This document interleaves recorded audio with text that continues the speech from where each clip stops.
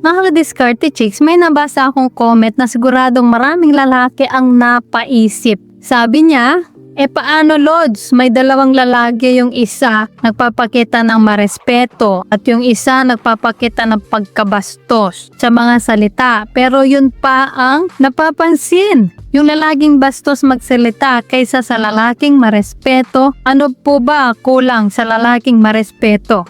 Shoutout sa'yo ka-diskarte chicks ha, ang ganda ng tanong na to. Dahil sigurado akong marami sa mga nanonood ngayon ng minsan ng naitanong ito sa sarili nila. Pero bago tayo magpatuloy, gusto kong linawin agad ang isang bagay. Hindi lahat ng napapansin, siya ang pinipili. Uulitin ko ha, magkaibang bagay ang atensyon at attraction. Halimbawa, may dalawang lalaki sa isang grupo. Yung isa tahimik lang, magalang, disente, at hindi mahilig magyabang. Yung isa naman, palabiro, maingay, minsan medyo bastos magsalita, at halos siya ang sentro ng usapan. Natural lang na mas mapansin ng pangalawa, pero tandaan ninyo, ang mapansin na hindi ibig sabihin na siya na ang gusto. Kung may isang taong sobrang ingay sa loob ng jeep, mapapansin mo ba? Oo, pero gusto mo ba siyang makatabi hanggang matapos ang biyahe?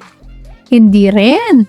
Ganito rin minsan ang attraction. Maraming tao ang napapansin dahil kakaiba ang kilos o malakas ang personality. Pero hindi ibig sabihin na sila ang gustong makasama sa isang seryosong relasyon.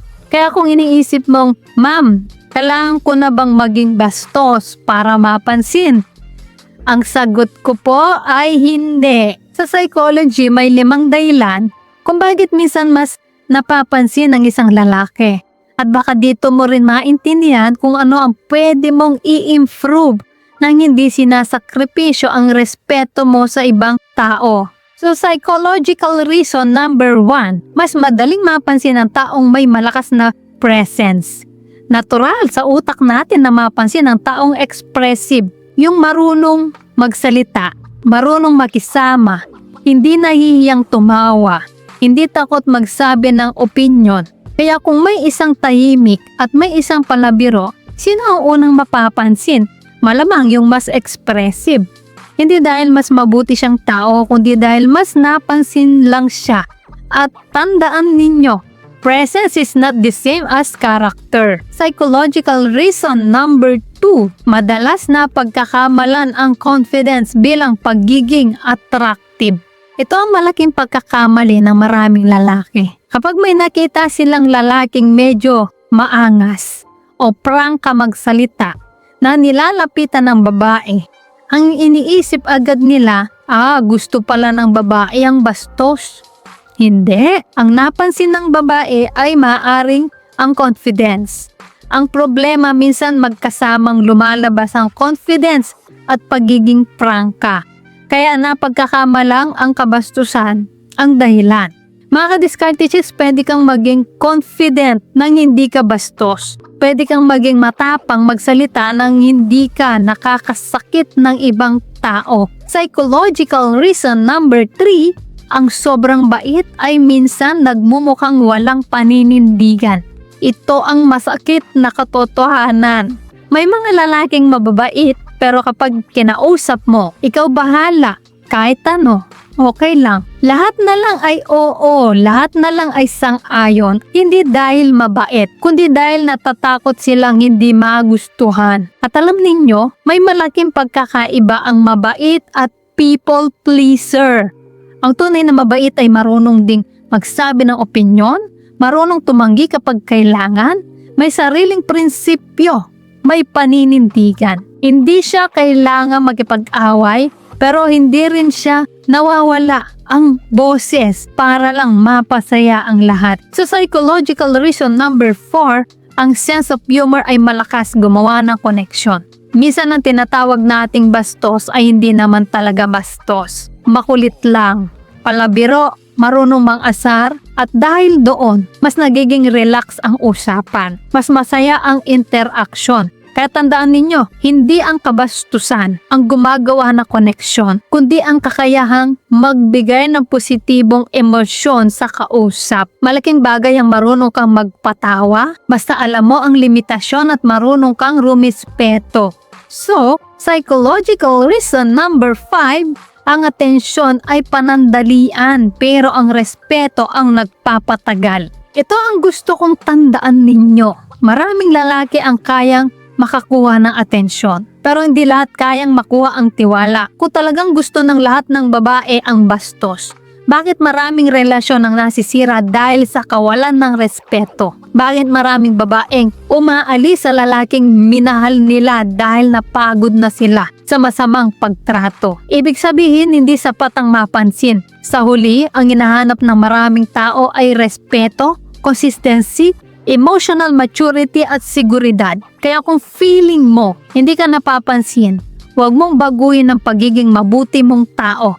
Baguhin mo ang paraan ng pagdadala mo sa sarili. Matutong makipag-usap, magkaroon ng confidence, alagaan ng sarili, magkaroon ng pangarap, at huwag matakot ipakita ang tunay mong personalidad. Dahil ang confidence ay hindi nakukuha sa pagiging bastos. Nakukuha ito sa pagtanggap sa sarili at sa patuloy na pag-develop ng sarili. Mga ka-diskarte chicks, may gusto rin akong idagdag. May mga lalaking nagsasabing, "Ma'am, mabait naman ako, bakit hindi ako ang pinili?" Ang tanong ko, mabait ka ba dahil iyon ang pagkatao mo? O mabait ka dahil umaasa ka may kapalit? Magkaiba kasi yon. Kapag hindi ka napili, tapos bigla mong sasabihin, lahat talaga ng babae gusto bad boy. Baka hindi tunay na kabaitan ang ipinapakita mo. Baka umaasa ka lang na may reward ang pagiging mabait. Ang tunay na respeto ay hindi nawawala kahit ma-reject ka. Ang tunay na confidence ay marunong tumanggap ng hindi. Hindi na may milit, hindi nagmamakaawa, hindi naninira, at yun ang klase ng lalaking tunay na kahanga-hanga. Kaya sa susunod na makita mong may lalaking bastos na mas napapansin, huwag mong isipin na kailangan mo siyang gayahin. Mas magandang tanungin mo ang sarili mo, na ipapakita ko ba ang tunay kong personalidad? Marunong ba ako makipag-usap? May confidence ba ako?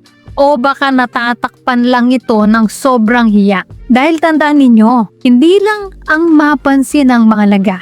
Mas mahalaga ang piliin, mas mahalaga ang pagkatiwalaan, at mas mahalaga ang irespeto. Kaya naman mga ka-diskarte chicks, gusto kong marinig ang opinion ninyo. Sa tingin ninyo, bakit may mga lalaking bastos ang mas napapansin? Confidence lang ba yon? Personality? O may iba pa kayong nakikita? Comment ninyo sa ibaba, baka ang susunod nating video ay tungkol mismo sa pinakamagandang komento ninyo.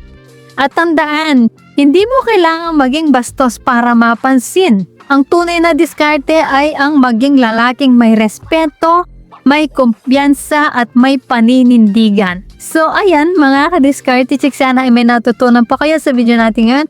At syempre bago pa tayo matapos, shoutout muna sa ating mga masugid na tagapanood na sina Julian Manosa from Long Beach, California, Sir Zach from Makati City, Alex Nagrampa from Batangas, Dylan May ng Iloilo City, Larry Martinez ng Bulacan, Bulacan, Koy Sandigan from Taguig, Napindan, at kay Feliciano Ramoya. Guys, maraming salamat po sa support at panonood mga ka-diskarte chicks. Dahil po sa inyo, patuloy at lalo po akong ginaganahan gumawa ng mga content na makakatulong at makakaaliw.